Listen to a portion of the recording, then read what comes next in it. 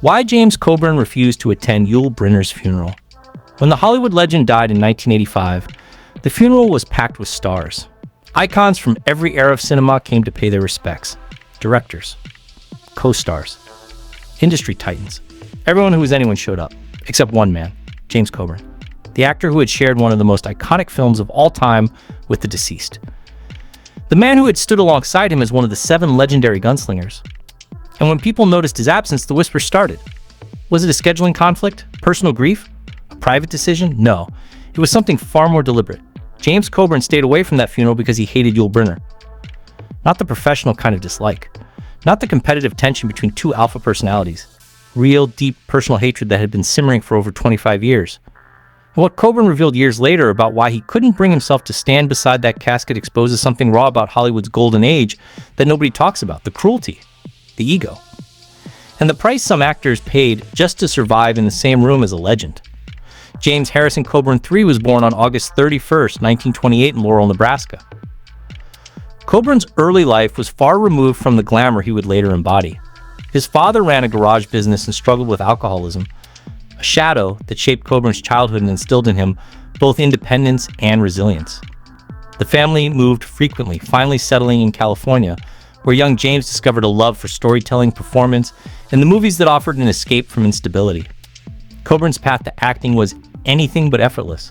After serving in the U.S. Army, where he trained as a truck driver and radio operator, he used benefits to study drama. He later refined his craft under a legendary acting coach whose emphasis on truth, discipline, and inner life left a permanent mark on his performances. Coburn was never interested in theatrical excess. Instead, he learned to do more with less. To let stillness, timing, and silence speak louder than dialogue. That restraint would become his trademark. Throughout the 50s, Coburn paid his dues the hard way. He appeared in dozens of television westerns and crime dramas, often uncredited or buried deep in the cast list. These shows gave him experience but little recognition. Yet casting directors noticed something unusual about him: a lanky frame, a craggy face, a voice that sounded both amused and dangerous, and an unmistakable air of self-possession. He didn't look like a traditional leading man, and that was exactly his strength. Coburn's breakthrough came in 1960. Though not the star of the film, his portrayal of a knife-wielding character, cool, lethal, and quietly philosophical, stole scenes from far more established actors. In a single role, Coburn redefined the screen outlaw. He didn't swagger. He observed. He didn't boast. He waited. Audiences instantly understood that this was a man you didn't want to underestimate. Hollywood had found a new kind of masculine archetype. Leaner, sharper, and more ironic than anything that came before. The 60s became Coburn's golden era. He starred in films that captured the changing mood of America.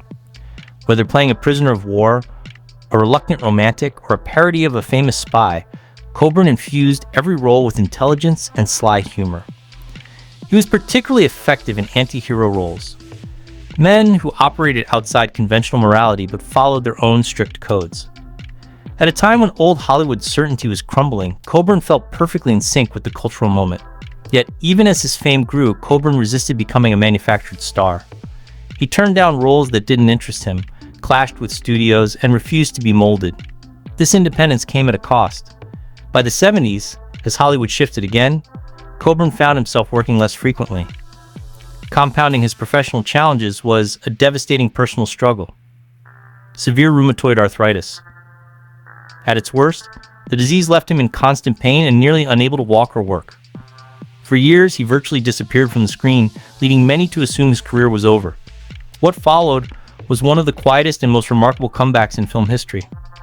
After undergoing treatments, Coburn gradually regained mobility and returned to acting in the 90s.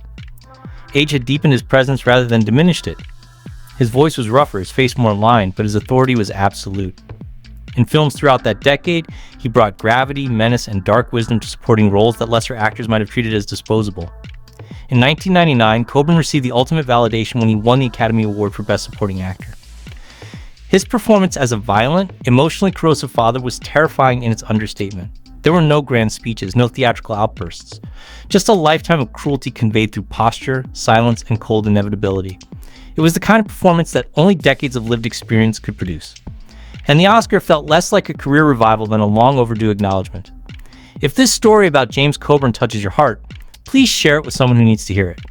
Behind the steely gaze and unmistakable voice that made James Coburn one of Hollywood's most magnetic screen presences was a private life marked by deep commitments, long partnerships, and a quiet sense of purpose that extended far beyond the camera lens. Coburn was married twice, and both marriages reflected different chapters of his life. His first marriage began in 1959, at a time when Coburn was still climbing towards stardom. As his career gathered momentum through the 60s and 70s, the couple built a life together that lasted 2 decades. A notable achievement in an industry notorious for short-lived relationships. Together they raised 2 children, and for many years Coburn balanced the demands of an increasingly high-profile acting career with the responsibilities of fatherhood and family life. After 20 years of marriage, they divorced in 1979, bringing to a close a significant and formative chapter of his personal story. Years later, Coburn found lasting love again with an actress. Their marriage in 1993 was celebrated in the historic surroundings of Versailles, France. A fitting setting for a union grounded in mutual respect, shared values, and creative kinship. Unlike the turbulence often associated with celebrity relationships, this marriage was marked by stability and deep companionship. They remained together until Coburn's death in 2002, standing as partners not only in life but also in their commitment to giving back. Together they established a charitable foundation, channeling their resources and influence into causes close to their hearts. The foundation became a lasting reflection of Coburn's character away from the spotlight. A man who, despite his tough guy image on screen, believed strongly in generosity, responsibility, and leaving a positive legacy behind. The absence of James Coburn at Yul Brynner's funeral raised eyebrows in Hollywood and puzzled fans who assumed that all great stars of a generation shared mutual respect, if not friendship. Both men were icons of masculine cool, towering presences in cinema, and veterans of an era when Hollywood legends seemed larger than life. Yet Coburn's decision not to attend was not accidental. Nor was it born of scheduling conflicts or private grief. It stemmed from something far more complicated. A deeply personal resentment that had lingered for decades. "I didn't go because I didn't feel welcome there in spirit," Coburn once said.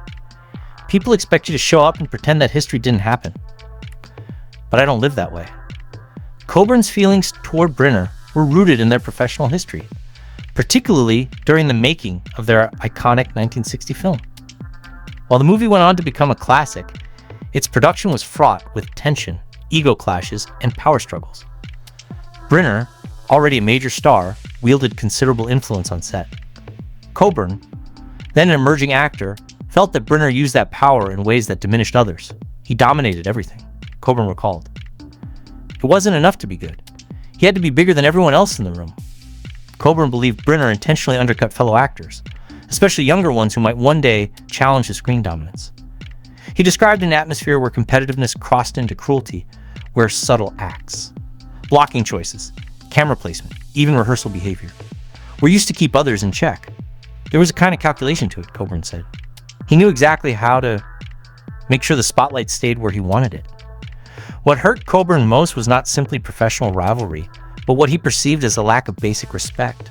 In an industry built on collaboration, Coburn valued generosity and mutual support, qualities he felt Brynner did not possess. "I don't hate many people," Coburn admitted bluntly. "But I hated the way he treated people. And yeah, I hated him for that." The word hate was not one Coburn used lightly. Known later in life for his calm, philosophical demeanor, he nevertheless stood firm on this point.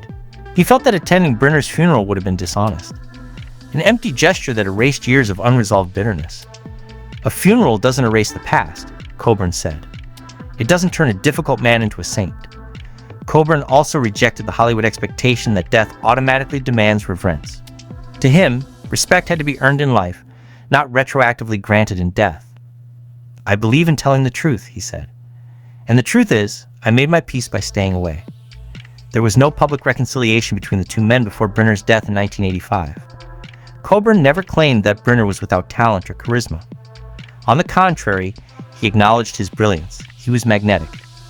Coburn said, "You couldn't take your eyes off him.